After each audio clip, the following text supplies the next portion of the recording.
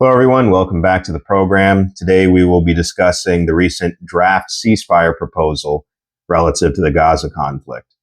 There have been negotiations that have been going on for the past couple of months after the Israelis reneged on the ceasefire agreement brokered by Steve Witkoff before Trump was inaugurated. And in conjunction with those negotiations, there's been a military buildup on the Israeli side. They've called up more of their reserves, and they've continued the massive bombardment, particularly in the northern part of the Gaza Strip. And again, they've reinvaded their security corridors that they created, like the Netzarim corridor and a few of the other ones, security areas in the southern part of the Gaza Strip. And they've cut off food and aid and all of these other things. Recently, they started it back up, and we'll get into some of the details surrounding the resumption of food and aid into the Gaza Strip as well. So this draft ceasefire agreement is supposed to serve as a guarantee that the war in the Gaza Strip will end. Now, according to the draft, Trump will declare that he is serious about the parties' adherence to the ceasefire agreement and insists that negotiations during the temporary ceasefire period, if successfully concluded with an agreement between the parties, would lead to a permanent resolution of the conflict. And I think that that's going to be, I'll probably say it a few times, the sticking issue is whether or not this even has the potential of reaching the place where a permanent ceasefire is even discussed.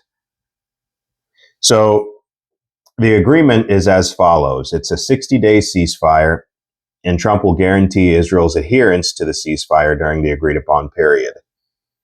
There will be a release and exchange of hostages, and that's going to be 10 live Israeli hostages and 18 deceased hostages from the list of 58 that are still being held. And this is going to happen with between the first and the seventh days. So they're going to be basically exchanging hostages, and Israel is going to be exchanging Palestinian prisoners in that first week should the ceasefire be accepted by the Hamas. Humanitarian assistance aid will be sent into Gaza immediately once Hamas agrees to the ceasefire agreement. Now, aid is going in already at a slow pace. We'll get in again to those details later, but aid has resumed, for better or for worse. And whatever agreement is reached on aid to the civilian population will be respected throughout the course of the agreement. Aid will be distributed through agreed-upon channels that will include the UN and Red Crescent. And right now, I don't believe the UN has anything to do with the current aid program that was just restarted. I think the UN has, and many of the organizations tied to the UN that were providing the logistics and the aid in the Gaza Strip, have withdrawn because of the nature of the new agreement that was reached relative to the distribution of aid. Now, all Israeli offensive military activities in Gaza will cease upon this agreement entering into force. During the ceasefire period, there will be a cessation of aerial movement, military and surveillance in the Gaza Strip for 10 hours a day and 12 hours daily during days when the exchange of hostages and prisoners take place. And I would wonder what would happen. They say 10 hours, there would be no military or surveillance activity. I wonder what happens to the other 14 hours, right? And I could be missing something there, but it's interesting. It's an interesting point. Now, this next component of the agreement is related to the IDF redeployment. Now, on day one after the release of the Israeli hostages, the 5 living and the 9 deceased, redeployment in the northern part of the Gaza Strip and Netzarim corridor. And so apparently the IDF will be removing the security contingencies that they have in the Netzarim corridor in the northern Gaza Strip. I find that hard to believe, especially when you consider there was about a month and a half ago that these areas were reoccupied and the bombing resumed. So I don't know that that component would have ever happened. But they're not too far away if that's what they actually chose to do, the IDF. Now, on day 7, after the release of Israeli hostages, redeployment in the southern part of the Gaza Strip would take place. And then technical teams would work out final redeployment boundaries during proximity negotiations. And that's going to be likely, in my estimation, where the negotiations are going to break down, right? Some might say that they would have broken down when they started to negotiate about a permanent ceasefire. I don't think that those negotiations are ever going to happen or would have ever happened. And I say that for a reason. We'll get to that in a moment. But when their technical teams, in all of the negotiating partners are discussing redeployment boundaries, that's going to be an issue, right? The Israelis did not create or expand the initial buffer zone that surrounds the Gaza Strip for no reason. They didn't create the Netzarim corridor for no reason. They didn't create these security enclaves in the southern part of the Gaza Strip for no reason. And so that would be, in my estimation, where any kind of ceasefire would have bogged down, is when they're discussing, okay, where is the IDF going to permanently be in the Gaza Strip after a permanent ceasefire is signed? So that, in my estimation, would be where the issues would start. Now, on day 1 of the negotiations, under the auspices of the mediators or guarantors on the necessary arrangements for a permanent ceasefire, will commence. Now, the keys and terms for the exchange of all the remaining Israeli hostages for a number to be agreed upon of Palestinian prisoners in Israeli prisons will be negotiated. Issues relating to redeployments and withdrawals of Israeli forces and long-term security arrangements within the Gaza Strip would be discussed, and arrangements relating to the day after in the Gaza Strip, which would be raised by either side. And then there would be an announcement of a ceasefire. Now, again, when we take a look at that point that I just read, arrangements related to the day after in the Gaza Strip, what's that going to look like? Both sides are on 2 different playing fields on this, right? I don't think that so far, Hamas has basically evolved from what I've read.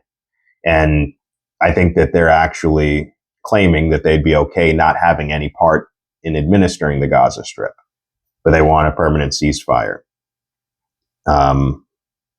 And Israel, on the other hand, is saying, obviously, no Hamas. The Palestinian Authority can't be trusted. And so I guess what they're saying is they want some kind of consortium of nations to manage the Gaza Strip, which in reality, they want to manage it. And that's basically how it's going to be. Trump says America wants to administer it and turn it into the Riviera of the Middle East.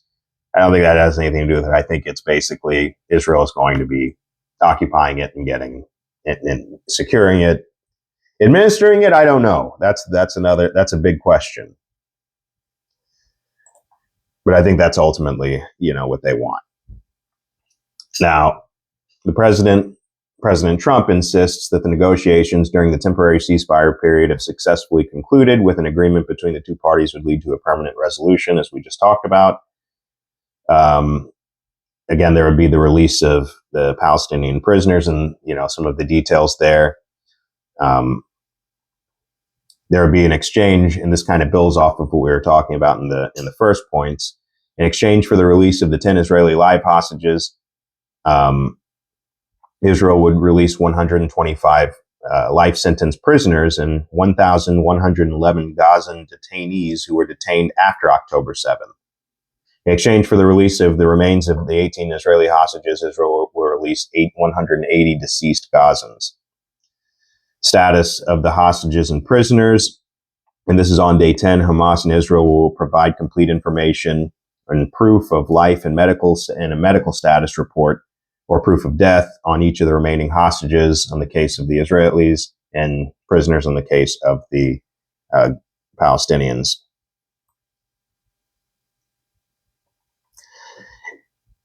The remaining hostages would be released upon agreement. The negotiation on the necessary arrangements for a permanent ceasefire would be completed within the 60-day time frame. Upon agreement, the remaining hostages living and deceased from the list of 58 provided by Israel will be released. In case the negotiations on arrangement for a permanent ceasefire are not concluded within the aforementioned time period, the temporary ceasefire may be extended under conditions and for a duration to be agreed upon by the parties, so long as the parties are negotiating in good faith. And I don't think that they would be able to move past any of these negotiations and agree on any kind of permanent ceasefire. They won't be able to agree, like I just said, on who's going to administer the Gaza Strip or the security boundaries. So the permanent ceasefire, like we just talked about, those details would never be discussed. And I think that that's kind of the intention in the first place.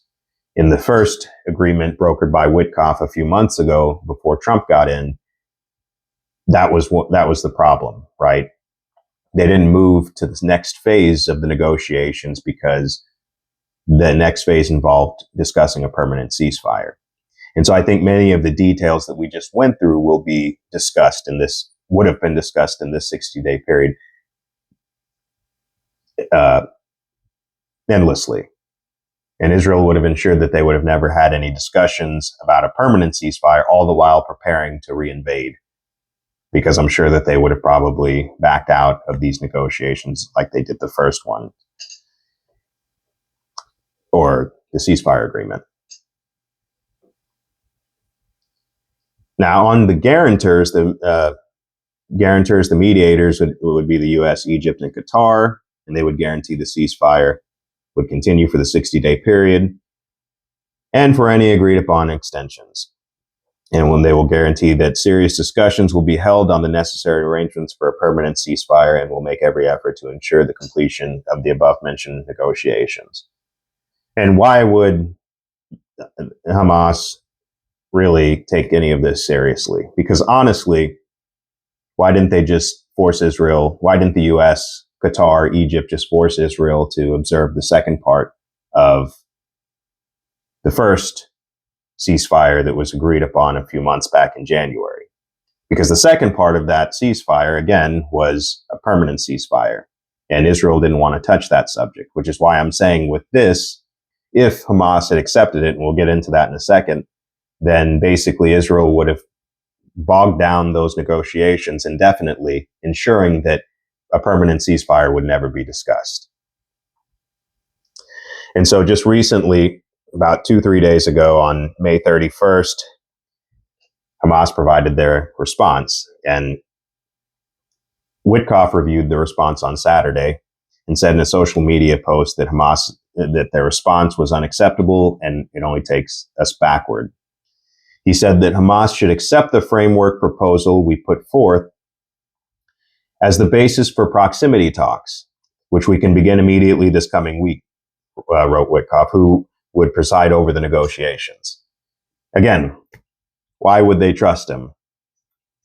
Right after the first ceasefire that was broken by Israel, why would Hamas trust what Witkoff has to say, or Trump? So it's circular, right?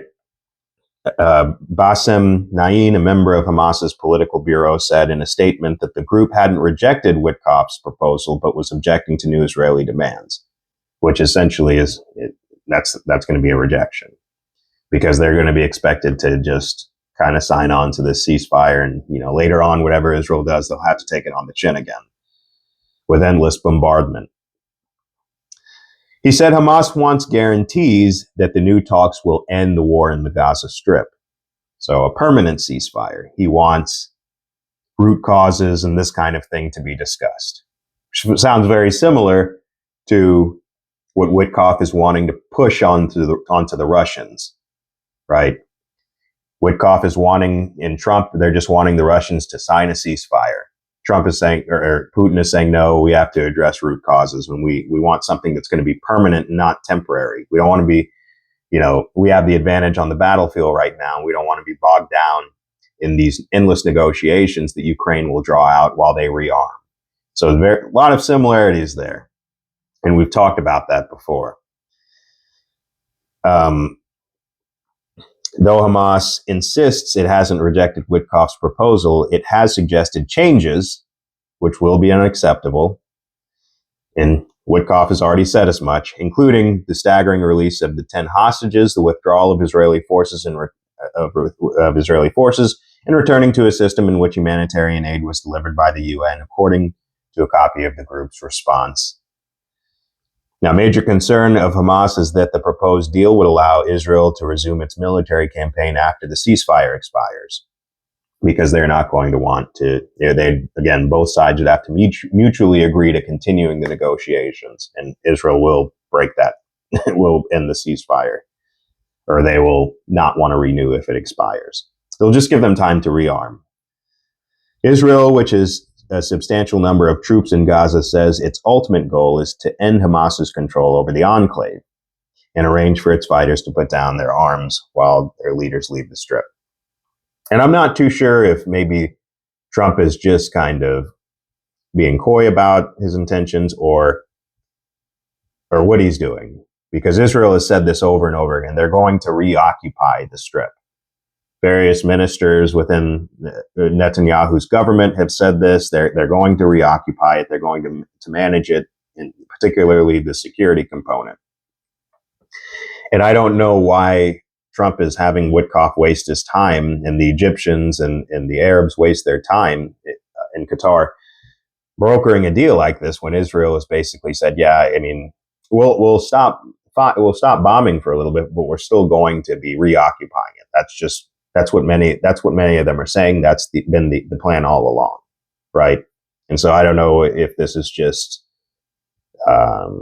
PR for Trump on the domestic side or what it is, but he says they may have been throwaway remarks. I think I've heard him say that he wants that war to end. But just like the one, again, in Russia, Ukraine, he wants the fighting to stop, but he doesn't want to really address any of the problems, because if he addresses any of these problems and seeks to implement a sustainable peace in either of these conflicts, he doesn't have the domestic political capital to sustain that. And I don't think he has any interest in actually addressing root causes. I think he just wants, like I've said several times in these videos, to say, "Hey, I stopped the fighting." And so this brings us to the humanitarian aid scheme, right? And we'll just touch briefly on this. A new foundation will lead the distribution because, as you know, aid in the Gaza Strip, water's turned off, electricity isn't there in most of the Strip. Food has been blocked for about 2 months since the bombing started back, since Israel started bombing again. And so a new foundation is leading the distribution of aid into the Gaza Strip without the IDF's involvement. Since early March, Israel has blocked all aid deliveries in aid. And a 14-page document from the newly registered Gaza Humanitarian Foundation, or GHF, envisions 4 distribution centers in Gaza providing up to 1.2 million Palestinians with food, water, and hygiene kits. So why the change of heart, right? Why is this third party any different than the UN organizations that Israel has blocked from providing aid to the Palestinians? Now, according to the proposal, private security guards will secure the routes and distribution centers. 2 little-known firms, the Safe Research Solutions, or SRS, logistics company, and the UG Solutions private security company, will publicly assist the newly established Gaza Humanitarian Aid Foundation. So what do we know about these organizations? SRS, publicly launched in January of this year, 2025, drafted operational plans for the Netzarim corridor. SRS CEO Phil Riley spent 29 years at the CIA, including serving as chief of station in Afghanistan, and served in the U.S. Army Special Forces before that. So SRS, the logistics company that's going to be helping or assisting with providing aid to the Palestinians, is ran by a CIA agent, very likely tied to Mossad. And he served as the chief of station in Afghanistan in the U.S. Army Special Forces. He also served as senior VP of special activities for Constellus, And Constellus is a private military contractor formed after Academy merged with fellow private security company Triple Canopy. Academy was the rebranded Blackwater, right? And so, as I've said in another video, Trump is getting some mileage out of these private contractors, right? Blackwater is going to be in Congo, helping to manage and facilitate the minerals deal that Marco Rubio has been trying to broker between Rwanda and Congo. They're going to be popping up in a lot of places, in my estimation, over the next couple of years. SRS lead planner Joe Latuli, meanwhile, directed the U.S. Department of Defense's Close Combat Lethality Task Force from 2017 to 2020, also under Trump.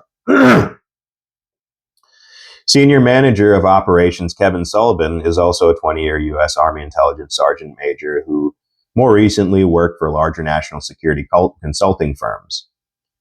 The North Carolina-based UG Solutions, and this is going, again, to be the private security arm. So the first SRS is the logistics arm, and then UG Solutions is the private security company that was founded by a former Green Beret, Jamison Goveni, who previously helped set up a surveillance program for the special forces that aimed to teach special operations soldiers how to conduct surveillance and find hard-to-find terrorist cells around the world. And of course, when we look at these two entities, and of course GHF, many are asking the question: where's their funding coming from? Is it coming from Israelis in Israel? Is it coming from Jews within the U.S. who have a special interest in pulling away the massive amount of international backlash that's resulted in the blockade? Who's funding it is the question. And why these companies? I mean, again, with UG Solutions, Jamison Goveni helped set up surveillance programs. And I think that when these checkpoints have already been set up where Palestinians are going to get aid and these kinds of things, and there's like I think their picture is taken, their information is taken. It's essentially a database is being generated. And we have to use our imaginations and ask ourselves, why are they generating a database? Database likely that they'll be sharing with the IDF and Mossad, and Israeli intelligence, etc., and Shin Bet and this kind of stuff. So we'll see.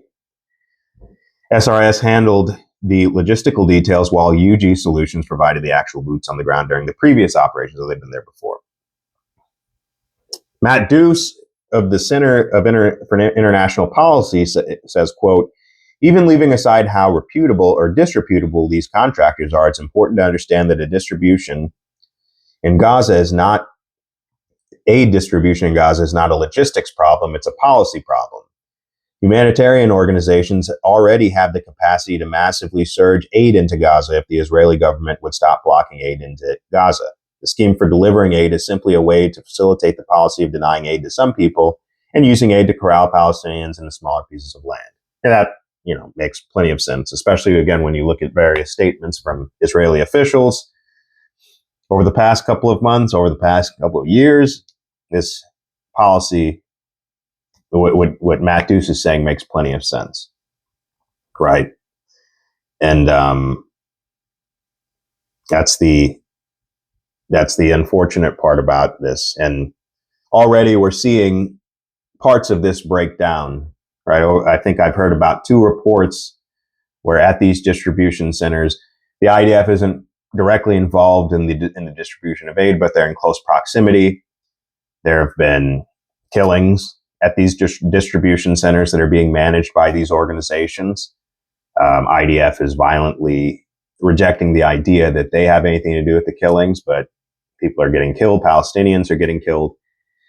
And all of this largely because, well, we hear all of the excuses, the organizations, the international organizations and humanitarian organizations that typically do this are sympathetic to Hamas, or they, when they give aid, Hamas steals it and resell it to the people at exorbitant prices, and that they're the ones starving them and all of these different things. I think the truth is that Israel is just wanting an organization or organizations to facilitate this stuff because, they can manage it more efficiently. They can manage how much food gets in. They can manage where the people go. It's all strategic, right? And eventually, truth is if these people aren't killed, they will be removed, right? And so that covers the situation as it stands with, again, humanitarian aid in the Gaza Strip and this recent ceasefire proposal that was rejected by Hamas. And we'll have to see what the next moves are, right? And that will do it for us today. Thanks for tuning in.